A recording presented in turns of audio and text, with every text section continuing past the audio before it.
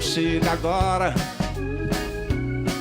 Salve, salve! Está começando Em Casa Pode. Olha só, esse cantinho de afeto, de boa conversa, né, de representatividade. Hoje eu tenho a honra de receber aqui no terraço da minha casa o pai Cleito de Ogum. Ele que é uma referência no sacerdócio do Maranhão, um educador espiritual, uma liderança do povo de Axé. A gente vai conversar aqui sobre fé, né, sobre fé com respeito, sobre luta com dignidade e sobre vida com verdade. Então, estão preparados para esse encontro? Casa sua. Pai Cleiton de Ogum, seja muito bem-vindo, é um prazer receber aqui o senhor. E eu quero começar exatamente do começo, sendo bem clichê, bem chavão.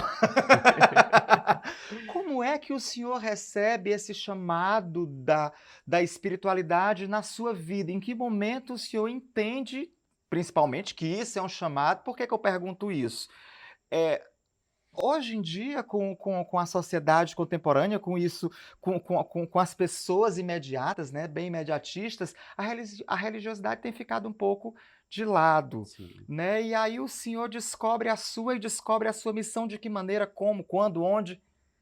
Então, olha só, a minha espiritualidade, a minha mediunidade, a minha religião, ela já é uma herança familiar, que veio da minha bisavó, Dona Teresa, que passou para minha avó, Dona Francisca, que passou para o meu pai e que hoje em dia eu estou à frente. Então, a minha religião, a minha fé, ela já é uma herança familiar, né?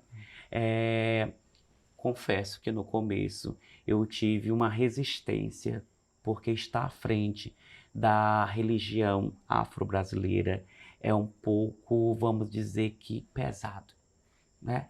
E tendo o meu pai, que já vinha com esse processo de desenvolvimento, de trabalho, e eu vinha acompanhando, eu percebi algumas dificuldades que ele enfrentava ao longo dessa missão. E daí então eu criei uma determinada resistência. Confesso que no período da minha adolescência, a última coisa que eu imaginava era ser um sacerdote.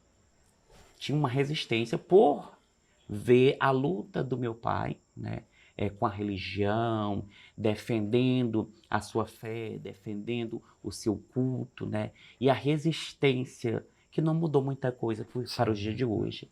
Então eu tinha essa resistência. E em 2011 eu percebi que eu tinha que realmente assumir esta missão. Em 2011. 2011. A gente tem aí mais de 10 anos, né? Sim, sendo que eu já vinha dentro do movimento, mas sem assumir aquela responsabilidade, né? Sem fazer o processo, que tem um processo de preparo para uma liderança religiosa. Em 2011 eu tomei essa decisão, vi que realmente as coisas precisavam tomar um rumo diferente em minha vida e eu já estava demorando demais para assumir isso. E daí então em 2013 eu fui ordenado pelo Pai Adilto, saudoso Pai Adilto de Ançã, do bairro Itaperu, em Teresina. E daí então a gente começou, vamos dizer que legalizado, né? Já preparado, ordenado. E aí comecei a administrar a nossa casa hoje, que é o terreiro de Umbanda Caboclo Pena Branca. Pai, você falou que começa em 2011, você decide. Existe algo. Porque é muito. E a gente também está aprendendo, né? Deixa eu falar isso, porque a gente também está aprendendo a não ser intolerante, a gente também está aprendendo a falar as coisas certas, né? A não ser gordofóbico, a não ser homofóbico, porque a gente vem de uma educação que acabou tornando a gente assim. Sim. Mas a gente tem aprendido. E aí, quando o senhor, em 2011, né, que o senhor se ordena. Sacerdote que chama, Sim. né? Se você ordena sacerdote, houve alguma coisa de energia? Existe mesmo isso, sabe? Houve algum chamado, algum sonho, alguma coisa? Porque as religiões, e principalmente as de matrizes africanas, elas são ritualísticas, né? Elas são segredadas, muita coisa segredadas, e assim, e isso causa assim, uma curiosidade nas pessoas. Sim. Então, assim, existe tanto a questão da energia, né?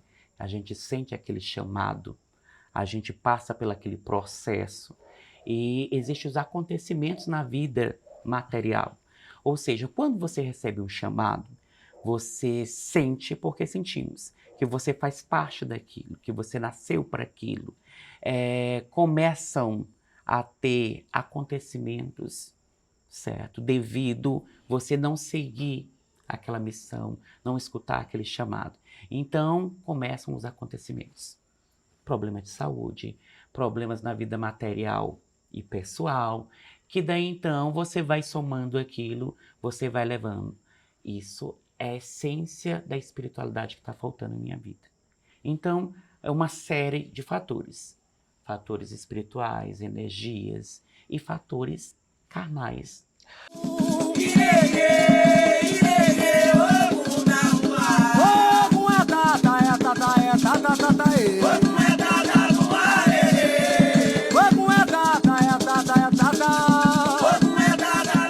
Agora sim, o senhor entende isso porque o senhor estuda isso, né? Mas, por exemplo, vai acontecendo um monte de coisa errada na minha vida. Será que é um chamado? Assim, popularmente falando, porque o senhor já vem de uma família, estudou, o senhor conseguia entender que isso era um chamado. Como é que, de repente, eu, Júnior, tenho um chamado, tenho uma missão, e eu não descubro isso, pai? Será que isso não atrapalha a minha evolução espiritual, o meu futuro, né? O que é que eu faço, por exemplo, para treinar essa sensibilidade, esse olhar? Porque apesar de que tem muita gente que tem, né? Diz assim, ai, tô com um Sim. pressentimento tão ruim. Eu acho que isso são sinais importantes que devem ser considerados, né? Ou não? Sim. E, Júnior, eu vou tentar resumir. Sim, porque eu também falei um monte de coisa aqui. Olha só, eu costumo dizer que todo ser humano ele tem uma espécie de mediunidade. Ele é sensitivo de alguma maneira. Então, assim, olha só, você está com um projeto e daí então o projeto está dando tudo certo, você está super otimista pelo aquele projeto, do nada as coisas começam a desandar. Você tem uma dor de cabeça, você já fez exame de vista, você já fez outros exames, não deu nada. Você está dormindo mal, você tem tido pressentimentos ruins. A gente tá me identificando com um monte de coisa aqui, hein? Tô me identificando. Esses são fortes indícios, né, que você está precisando de uma ajuda espiritual. E nesse pressentimento, nesse sentimento que você tem dessa ajuda espiritual, você tem que procurar um sacerdote. E daí então você vai se consultar com ele. E daí então ele vai descobrir, ou através de uma entidade manifestada, ou através de um oráculo de búzios, ou oráculo de carta, ele vai identificar qual é o teu problema espiritual. Muitas das vezes pode não ser a mediunidade, mas você pode estar sofrendo uma perseguição espiritual. Um olho grande, uma pessoa que está com inveja do teu projeto, uma pessoa que está com inveja do teu casamento. Tudo isso gera uma energia. Negativa, A religião, né? ela é Gente, um monte energia. de cachorro latindo porque a gente está em casa. Então tudo é uma energia. Energias boas, energias ruins, e todas essas energias têm uma influência em nossas vidas. Entendo perfeitamente, assim. E as pessoas também, talvez, às vezes até entendem, né? Mas às vezes não aceitam esse entendimento. E eu entendo também, o senhor falou sobre o consultório, né? E o senhor faz essas consultas, né? Eu vejo muita coisa, assim, como o senhor falou, de olho gordo, tira-olho gordo, amarração no amor, né? O senhor trabalha muito com isso, né? Sim. Há muita procura? Há uma procura muito grande, principalmente na área do amor. Ai, meu Deus, o pessoal não tá amando direito. O pessoal tem a necessidade, porque hoje em dia, quando você vive bem, quando você tem um casamento estável, você é alvo de inveja, de perseguição, e tudo isso acaba afetando diretamente a tua vida. E as pessoas me procuram com esse intuito de receber essa proteção, esse auxílio. Até mesmo o estresse do dia a dia acaba influenciando diretamente nas relações. O casamento, você está estressado, o trânsito, o trabalho, aquela pessoa chata no emprego, você chega em casa e acaba descontando aquilo, né, no teu casamento.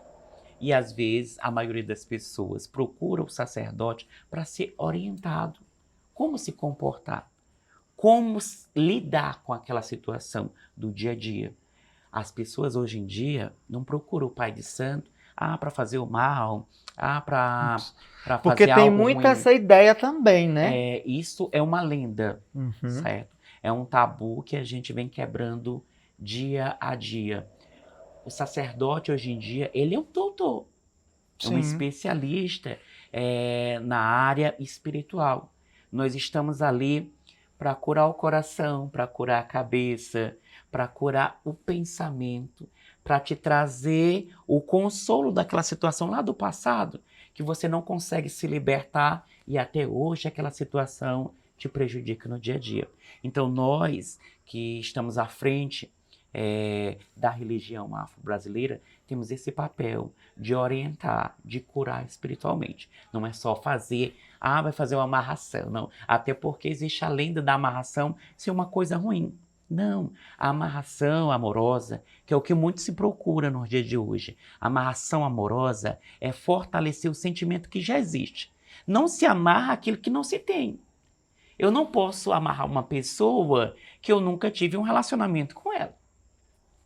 Não tem sentimento. A amarração Porque se fosse assim, era ótimo, né? Eu vou me amarrar com a Ana Hickman, com o Reinaldo Gianecchini. Então, a amarração é o nome fictício, vamos dizer, certo? O papel da amarração, do trabalho da amarração, é fortalecer, é restaurar o sentimento que já existe. Você que é casado e por algum motivo, pelo dia a dia, o casamento caiu na rotina, houve a separação, porém ainda tem o sentimento. A amarração tem esse papel de restaurar, de fortalecer aquele sentimento bom e saudável. A amarração é uma coisa boa, hein, gente? Pai, a gente vai aqui para um quadro chamado Na Boca do Povo. Olha só, a gente tem visto, a gente até comentou aqui no início do nosso papo sobre esse lance das redes sociais, né, que tem dominado as nossas vidas, e tem mesmo. Mas a gente vê, principalmente no TikTok e tudo assim, muito conselho de banho, de não sei o quê, de arruda e tudo. Eu queria saber do pai Cleito de Ogum, isso é uma banalização da religião? Isso tem aberto portas para a religião, para quebrar determinados preconceitos? O que o senhor acha disso? Inclusive, esta semana, eu tive um comentário em minhas redes sociais de uma pessoa mesmo da religião, né? Ela foi lá e comentou assim, as coisas estão mudadas. Eu disse, sim, irmão, estão mudadas, mas mudadas para melhor. Antigamente nós não tínhamos essa ferramenta, né, das redes sociais, as coisas eram muito ali resguardadas nos fundos dos quintais, e hoje em dia as redes sociais nos ajudam a esclarecer mitos, lendas, quebrar tabus, né? E explicar a verdadeira essência de nossa religião. Então eu acho que isso soma de uma forma positiva. Ai, e tá todo mundo nas redes sociais, né? Então tá todo mundo vendo, tá todo Sim. mundo.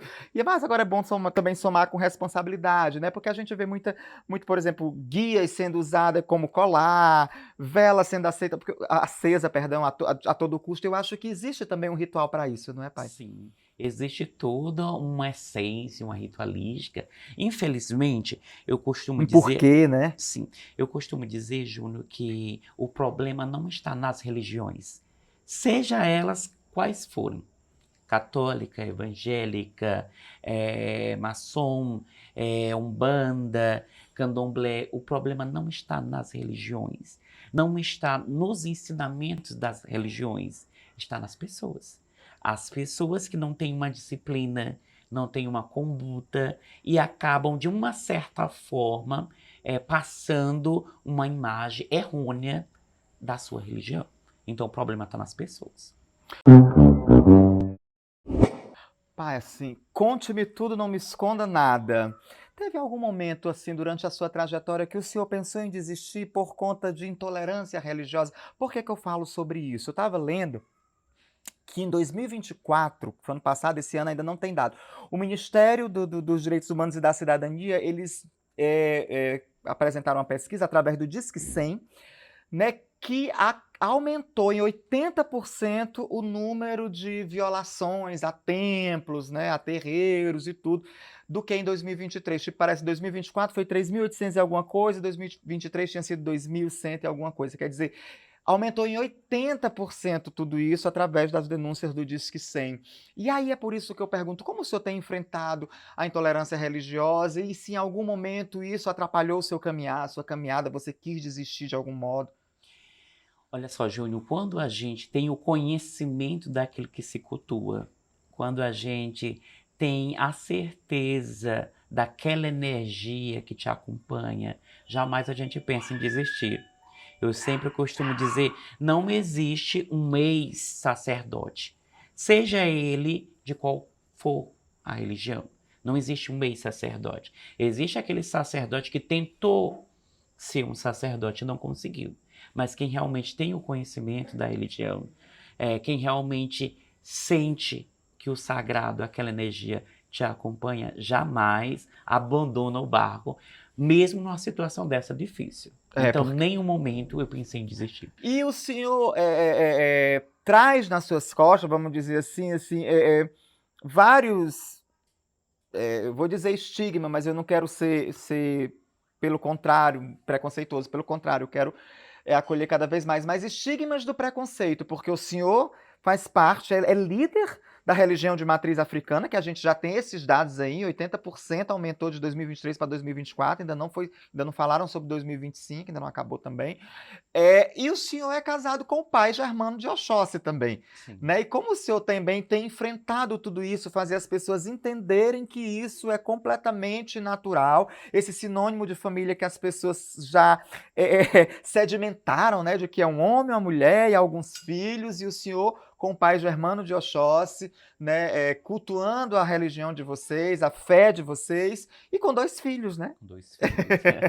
Olha só, Júnior, realmente existe muito essa ignorância da parte de alguns seres humanos ainda, e de não respeitar, de não entender que o que está acima de tudo é o amor.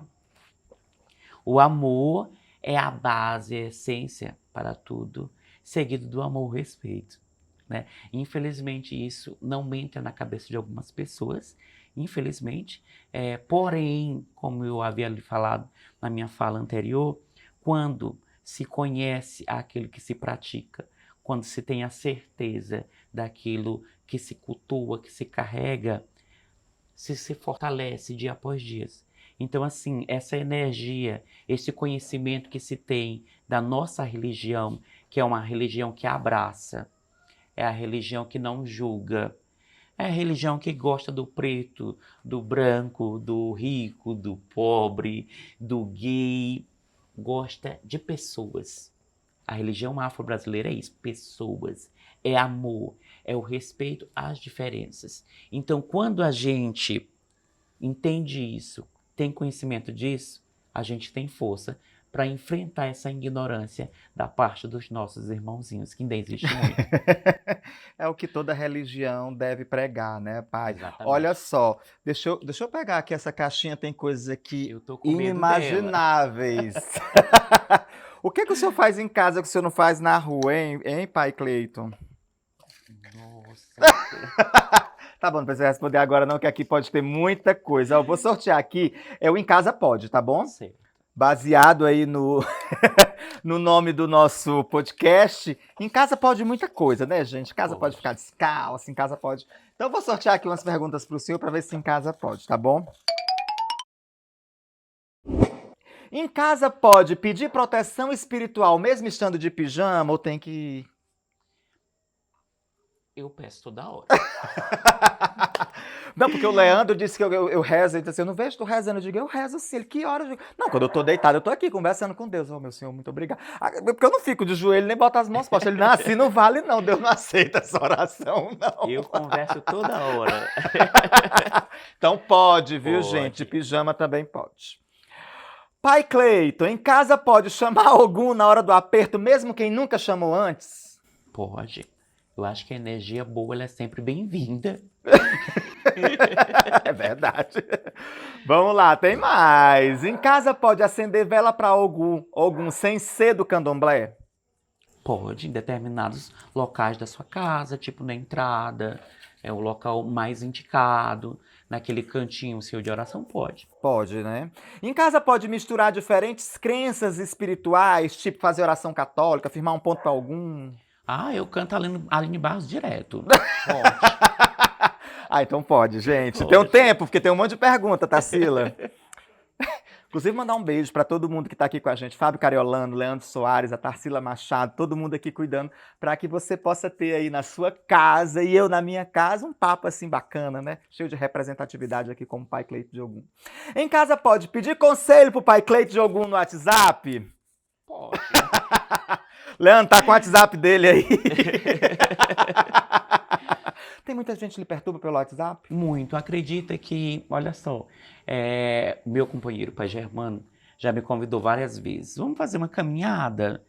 E aí eu fui, confesso que eu fui umas 3 vezes. Mas aí as pessoas me param na rua. Pai Cleito, eu tive um sonho. Cara, eu tô fazendo uma caminhada.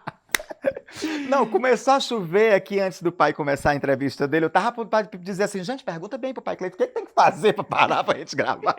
Mas eu aprendi uma hoje. Aprendeu, né? Aprendi uma hoje. Pai, em casa pode decorar com imagens de orixás ou é só no terreiro? Pode.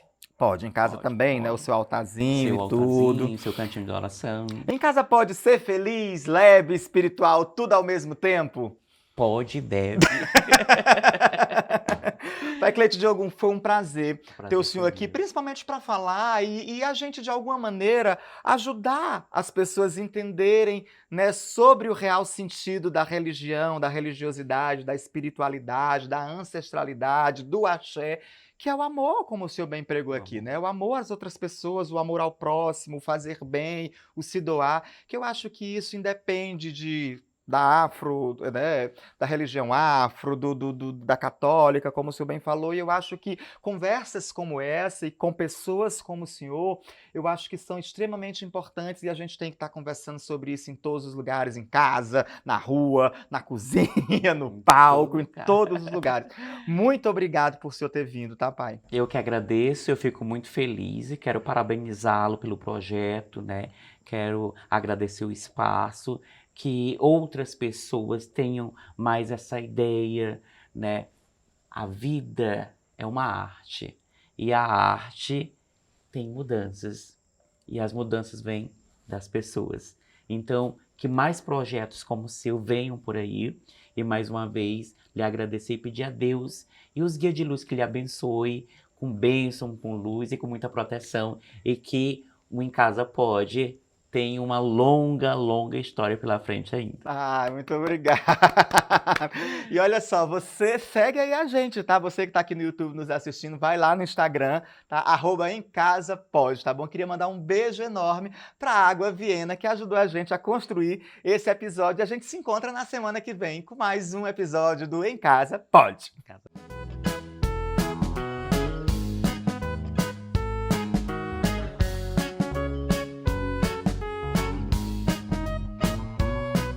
Casa é sua, porque não chega agora.